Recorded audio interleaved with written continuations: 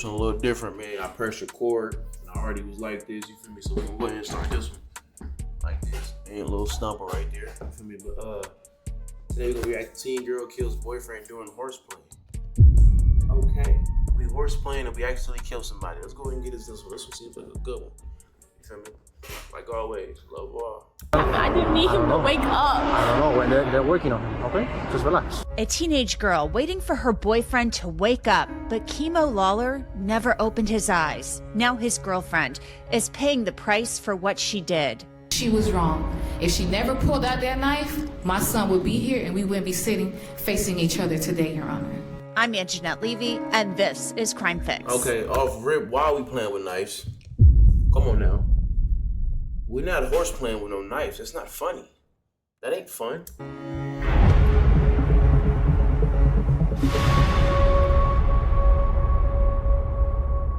Yakeem Lawler was a beloved son and brother. His parents called him Chemo. Chemo played football at Northwestern Senior High School in Miami, Florida. Chemo had a bright future ahead of him, but his life ended suddenly and unexpectedly on December 20th, 2024, at the hands of his girlfriend, Jahara Malik. And now Jahara has pleaded guilty to a manslaughter charge, and she's learned her punishment for the crime. Surveillance cameras recorded many of the moments leading up to the end of Chemo's life that night in December of 2024. At 10:34 p.m., Jahara can be seen at a door of an apartment complex with a friend. They are laughing and having fun. The friend is carrying some bags. It's just a couple of teenagers hanging out, doing what teenage girls do. 7 minutes later, at 10:41 p.m., another camera records Jahara and Chemo, and they can be seen walking into a stairwell. Chemo is wearing a hoodie. Jahara seems playful, and they both walk up the stairs.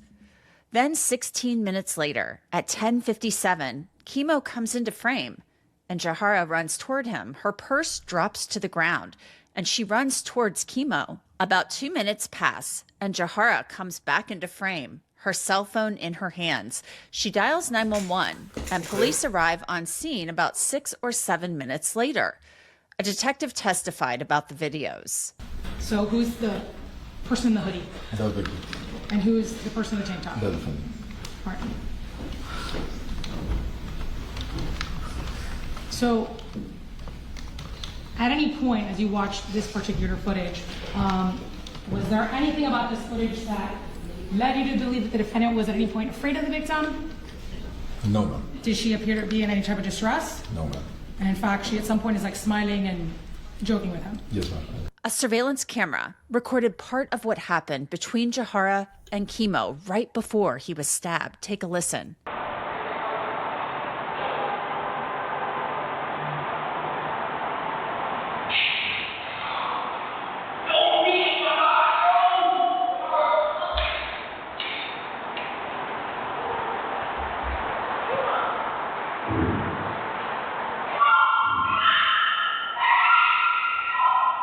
Was there anything that struck you about this particular video? Can you hear anything? Yes, ma'am.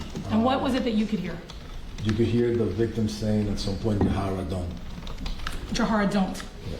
More than 20 minutes after Jahara stabbed Chemo, Miami police officers spoke to her in that parking garage about what she said happened. That's why he didn't wake up so he could tell y'all. Yeah, well, what Because so he didn't. This is okay. He be having knives. We both having knives. Like when he come to my house, we just do it every time we get in an argument. So what? So y'all okay? So Do y'all, what? What do y'all do every time I get into an argument? Y'all sit up here and play? Throw knives at each other? Let's compare who got the biggest knife? Let's see which one cut the deepest? What y'all playing about? What do y'all do? You guys get an argument from the club? you on? I'm on. I'm on, yeah. I mean, I already talked to her, so yeah. And then I had the knife, but I Were was. you guys arguing before that? No, we was just over here fighting, and then So fight you So you guys are arguing? yes, and then well, we wasn't arguing. We was just like play fighting and stuff. And that's when he was making me mad, and that's when I had the knife right here. And then he ended up running to it, but I'm not thinking because he already knew I had it. He was trying to get it from me, but he ended up running to it. All right. Do you have an ID on you? No, I don't have no ID. Do you know your social? Okay, so let's get one thing straight here. See, I was playing. right? You got mad. The whole time while y'all playing, you got a knife in your hand. You just confirmed to us that every time y'all get into it, y'all like to pull out knives. Like y'all barbarians, y'all finna go to gladiator school. Or you feel me? Or it's finna be a throwdown. Y'all was playing, you had the knife, and he ran into the knife trying to grab it from you. Right? Why is there even a knife present? Why y'all playing with knives? What are y'all doing, bro? Like, what are you doing? For real, though. That don't make sense. Now look at you. You just look dumb. Listen, My last four. You know your last four? Okay. What? I'm not saying, look, we're trying to figure what you want. FBI, open up! It's a little bit too late for that, young lady. Sorry to break it to you, but you're going to jail. You're going to jail. You know what I mean? You're definitely going to jail. I'm sorry to break it to you. I'm sure you didn't mean to do it, or you didn't want to do it. But hey, why are we playing with knives in the first place? We don't know. This is what y'all do for some reason. I don't know why y'all doing that. That's not okay. That's like two people playing with guns. You feel me? But hey, y'all was young, whatever. Y'all ain't too much younger than me, so we ain't gonna even pull that card. But like I said, anybody in their right mind know that playing with a knife is not the way to go. Not the way to go. Like, come on now. We pull out, and I quote, we pull out knives every time we argue and get mad at each other. Or every time we argue. Does that sound regular to y'all? No, that's not regular. And she just let that come out of her mouth, like so comfortably. Like, that's not regular. You know, like, what's gonna happen? I didn't need him to wake up. I don't know. They're working on him. Okay, just relax. They're working on him. If he alive, then what? Huh? Where we go from there? We gotta take him to the hospital. Okay, and then what? And then we just go from there. When he wakes up, we talk to him and everything. Please, like. We gotta wait. You're 17 also? Okay, what's your date of birth? Like, I didn't even tell my mama. My mama don't even know nothing.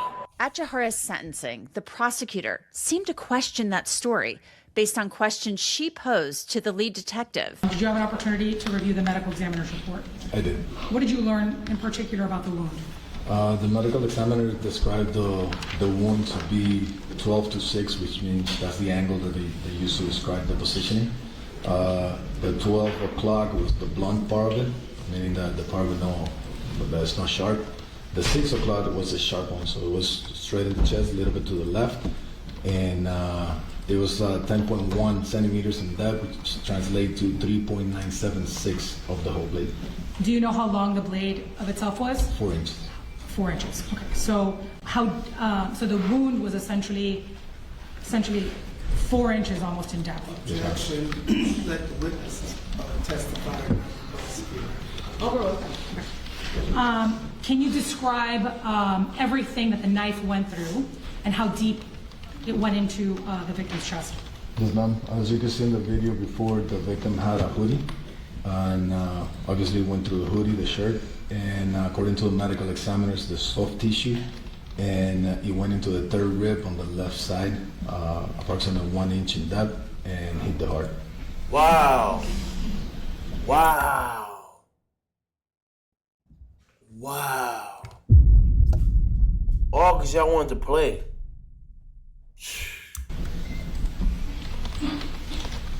So when we're talking about the way that the knife, we talked about 12 and 6, just so the court can kind of have a visual. The knife is essentially right side up, right? Like the manner in which you would use a knife. Did she tell you why she brought a knife that day with her? Yes, she said that she was going to be riding in Ubers and she couldn't find her pepper spray, and that's why she grabbed the knife. Okay. Reasonable. So it was essentially for protection? Yes. And did she tell you that it was needed for protection? Yes. Okay. And so, does she tell you then where the knife was when she first arrived to the apartment complex? On her purse. In her purse.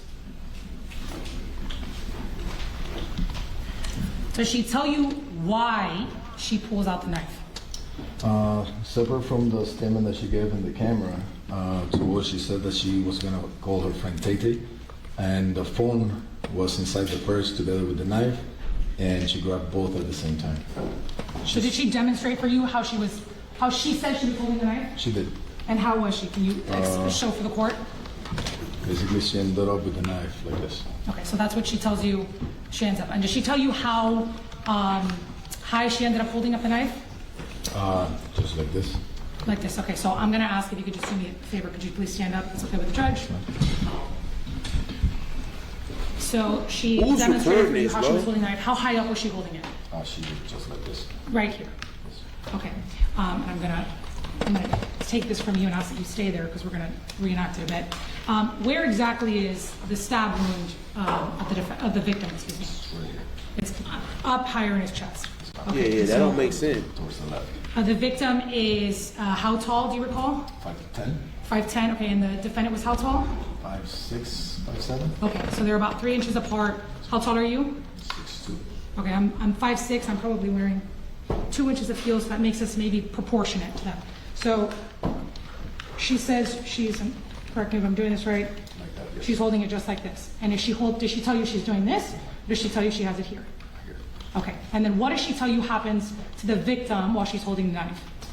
There was something with the door. The victim opened the door and just bumped into her. And he bumps into her. Okay, so presuming that that's the case, does she say that the knife is here? And he bumps into her right here? Okay, is that consistent with the fact how did he that get the up stab wound here? is actually up here? Okay, so it would have had to have been up here, upright. As I mentioned earlier, Yeah, like Jahar how the knife down here, but he got hit up here, and he's 3 inches taller than you. That's not making sense. Malik was charged with manslaughter in Chemo's death. She pleaded guilty, and those close to her, both Jahara's family and her friends and her attorney, begged the judge for leniency. She has taken responsibility by pleading guilty, and she will carry that weight of this for the rest of her life. I've known Jahara for her entire life. She is not a violent or careless person. She comes from a family that values faith, discipline, respect for others. She has always been someone who shows love to those around her, someone who supports her family, someone until this moment lived a life that reflected compassion and care. This situation does not define the entirety of who she is. It reflects a moment, a tragic mistake, not a pattern of behavior. Since this incident, I've seen the impact it has had on her. She is remorseful. This was always described as horseplaying that went too far. Now, how do I know? I'm not going by what my client said. I'm going back. All you have to do is listen to that 911 call before the call, before anything happens. The conduct by the two individuals show that they were horseplaying. That video does not show about anyone going there with ill intent to do what actually happened. Because they're playing, they're running. But why are we playing with knives present? Why are we playing with knives though? Let's talk about that. Yeah, they was playing. We're not saying they wasn't playing, or I don't know what, I'm not saying they weren't playing. They probably could have been playing, but why are you playing with a knife though? Come on now, we gotta think about it. Yeah, we can be playing, but now we gotta tone it down because there's a knife in the picture. Take that up. The video, notwithstanding what anybody want to believe, that video is the best evidence of that. Chemo's mother, Natalie Jean, spoke about her grief, the son that she lost, and the pain she feels to this day. You will meet my son one day, and you'll remember him for the rest of your life. She took that away. The night of, it was a regular day in our house. We was putting up the Christmas tree, me and Treasure, my youngest. He came in the living room. The first thing he said, because he's always a jokester, "Pink tree, huh, Mom? Pink tree." I say, "Boy, you better ask your sister," which is my oldest, Tamia. She waited the last minute to get that Christmas tree, so we got to get what we get. And we all was in there doing the tree. And for some reason, it's just like it wasn't coexistent or whatever. It was just a beautiful day. Tamia was she was coming in the door, and he was coming in out of his room, and we was playing music. And we was just like, it was just our song, and we was dancing. We was listening to Mariah Carey, "We Belong Together." And then he just coming out the room, and he's just singing. He's like, When you left, I lost a part of me. And he just singing his heart out. And then we in the background, we his little cheerleaders, we like, we belong together. And we just singing. And then it was just, that's our normal routine. You know what I'm saying? It was just a beautiful day. Never would we imagine that. We ate, he went in his room. I said, oh, hey Jid, the trash. He told me, all right, Mom. I said, no, your room. He was like, oh, okay. I said, I'm off tonight, so I'm gonna be here. He said, Mom, I promise I'm gonna do everything in the morning. That was the last thing my son told me when I went in my room. Mom, I promise I'm gonna do everything in the morning. Then I got that phone call. Not from police officers or nothing. One of his classmates called me and said, Mom, something happened to Chemo. You need to go to the hospital. Then somebody texted me, Jahara stabbed Chemo. Wow. But her lawyer want to say she reached out to me.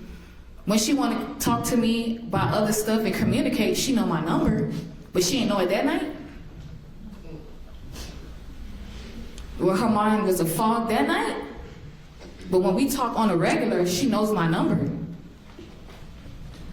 And then an officer, as I'm on the scene, tells me, Miss Jean, yes. Is Jakeem Lawler your son? Yes. I'm sorry to tell you, he didn't make it. Wow. Wow. I'm just getting on the phone with my dad to explain to him what's going on, but I don't know what's going on. I turned into a little girl that night. Could you imagine calling out for your dad? I'm like, Daddy! Daddy! Yo, tu es petit moi! Petit moi mourir! That's what I'm saying. I said, my child is dead. They told me they killed my child. Chemo's father also spoke about his loss. Nothing makes sense right now at this point. You know what I'm saying? I want to talk about Chemo a little bit because he was the most humblest guy. Well respectable. Chemo was so humble. Chemo, I went to pick him up from Charles R. Drew Elementary one day, and his teacher say, hey, in PE, the PE teacher like, hey, the kid's super fast, he jumps super far, and he's super high, and he's just this super athlete. I'm like, Chemo ain't tell you? At this point, Chemo had won 3 Super Bowl MVP. Chemo go to school and nobody knows nothing. Wow.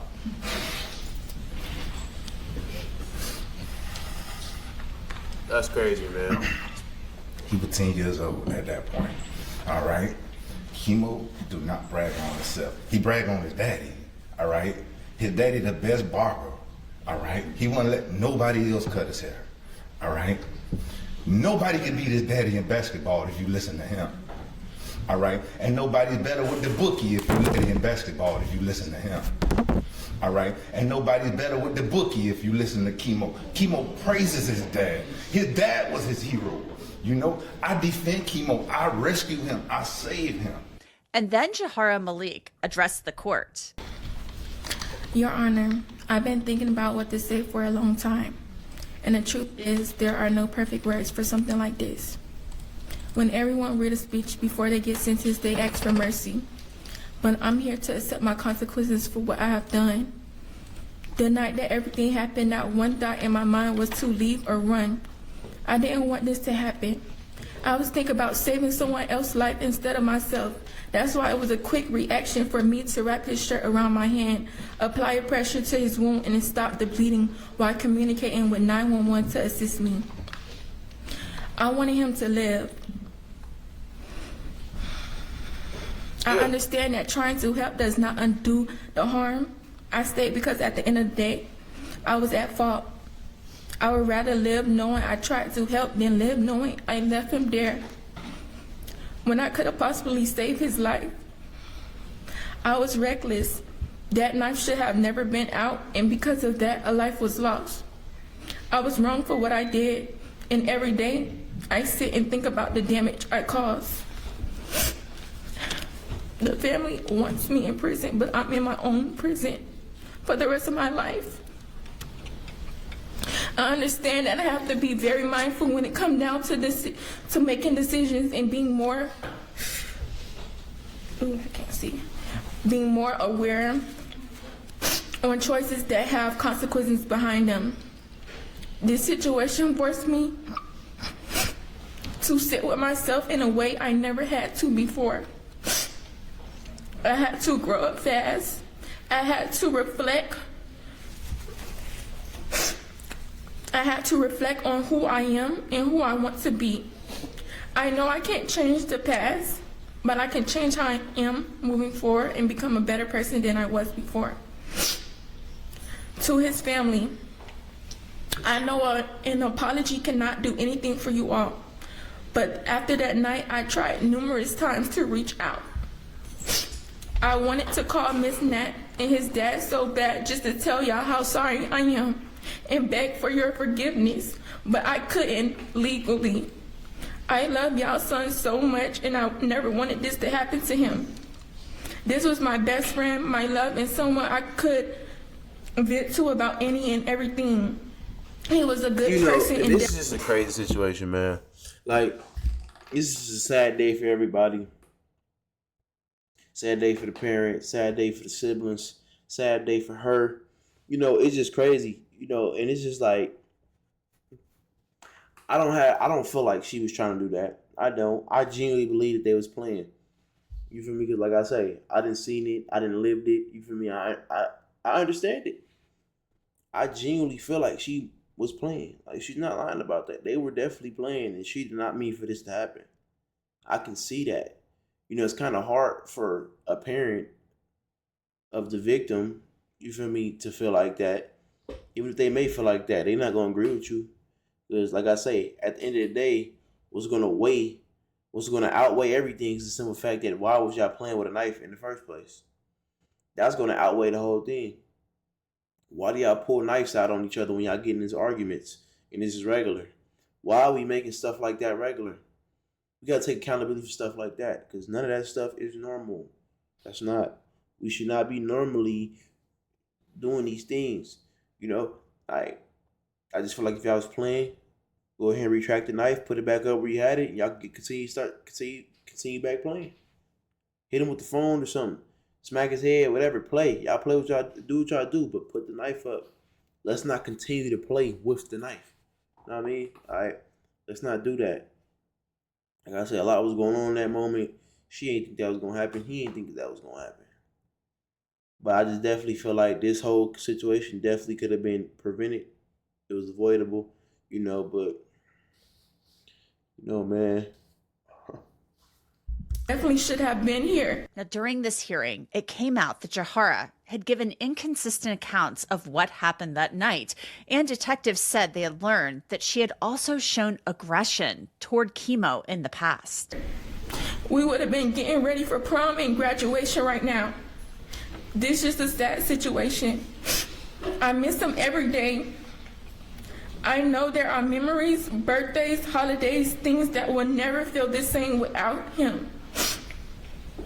I wish I could go back and change what happened, but I can't, and that's the worst part. Y'all didn't deserve this pain, and I wish I hadn't been the one to give it to y'all. I pray one day the family could forgive me, and I want to say I'm sorry to his friends and his family. I know that I hurt y'all in a way that y'all can never forgive me, and I hope one day y'all can.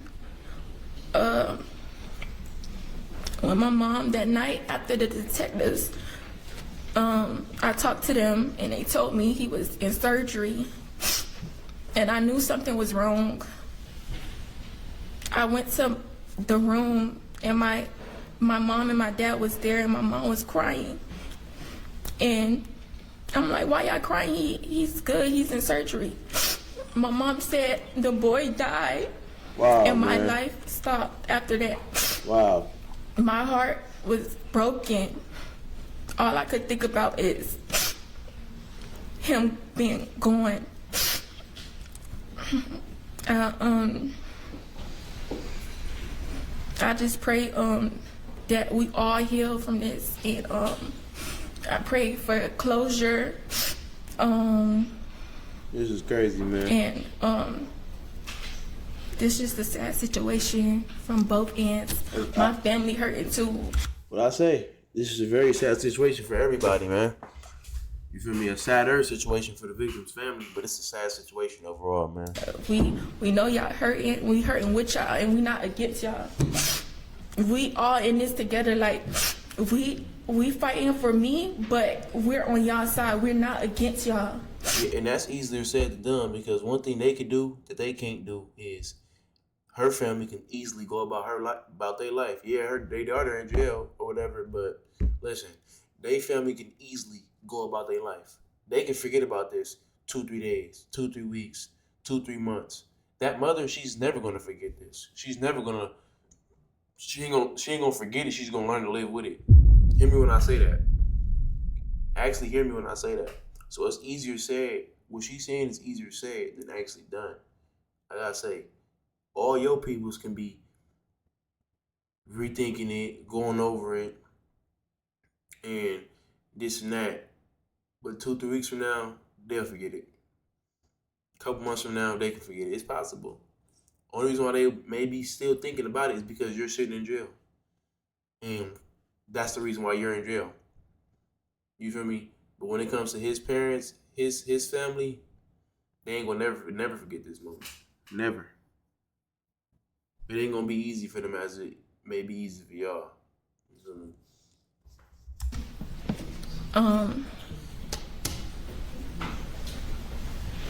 Yes, thank you. Then it came time for Judge Hernandez to sentence Jahara Malik. I want to say first and foremost that this decision has weighted heavily on myself. I think the past couple of hours have shown this courtroom and whoever is watching that what occurred here was a tragedy. It should not have happened. Absolutely, yes. And no matter what this court does, it's not going to restore the loss that your family has gone through and what your family will continue to go through. And I want to recognize that loss. His life was taken way too soon. And the court recognizes the profound impact that loss has had. Oh, man. They about to give her a dub, man. She about to get a 20 ball. Then again, though, she got manslaughter, so she might get 10 or 15. I'm calling it right now. She getting 25.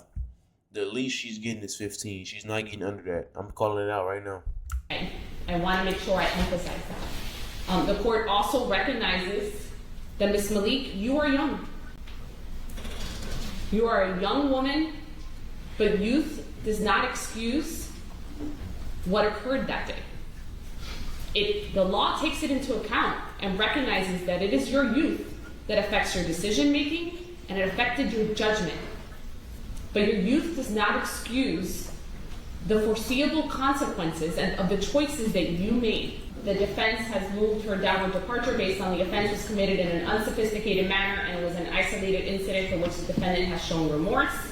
The court will find that the defense has failed to prove by competent and substantial evidence and by preponderance of the evidence that has been met. Although I do believe that you are remorseful, I do not believe that this was an isolated incident of aggression towards the victim based on the evidence that was presented here in court. And I also do not believe that this was done in an unsophisticated manner. And the reasons why the court finds that is the most dispositive evidence of what occurred that day was the medical examiner's report. And reading that medical examiner's report and understanding that that was a 4-inch blade that was lunged into the chest near the heart, and it pierced a hoodie, it pierced a t-shirt, it pierced skin, it pierced tissue, it pierced muscle, it fractured a rib, and it ultimately pierced the heart. Yeah, that don't seem like no plan. That was required to inflict that wound was not accidental. The judge could have sentenced. I believe that. You feel me? Like I say, it's possible. It's possible. Because it's nothing for somebody to fall super hard on. It's nothing. But I definitely believe what she's saying. Like, I really do. I don't feel like the way how she's saying he just fell on it or kind of ran into it. Nah. Y'all might have been playing, but nah. You feel me? I don't think he just ran into the knife. It ain't making sense. All that damage that was done, and when she actually break it down, it kind of got me looking at it different. She ain't lying. She definitely not lying. You feel me? There's no way that, you feel me, the knife did that much damage, and you saying that he kind of like ran into it, I guess, or y'all was just, you feel me, like, nah. Jahara Malik as a youthful offender. The state wanted her sentenced to 20 years in prison and 10 years probation. Her lawyer argued for a lesser sentence. The judge had a tough decision to make. Ms. Malik, the court will sentence you to 17 years in Florida State Prison, followed by 5 years of reporting probation. Special condition of that probation, you will have to go a mental health evaluation and abide by any treatment if necessary. You will have to write a letter December 20th of every year that you are on probation, acknowledging what had occurred and how it has affected your life. And I do not take this sentence lightly. Ms. Malik, this is not something that this court wanted to do, but I have to impose a sentence that I believe holds you accountable, recognizes the severity of the offense, and is something that's appropriate in light of everything that I've heard. After sentencing, Jahara Malik was transferred to the Miami-Dade County Jail. She will later be transported to a Florida prison where she will serve her sentence. And that's it for this episode of Crime. 17 years, man. She ain't coming home till she 34, man. RIP to that boy, man. You feel me? Prayers out to his family, you know. Prayers out to everybody, man. Hopefully I enjoyed this one, man. Come rock with me on this journey, man. Support me on this journey. You know, I'm dropping videos every day, a couple times a day, trying to go support all my other channels. Like always, love all.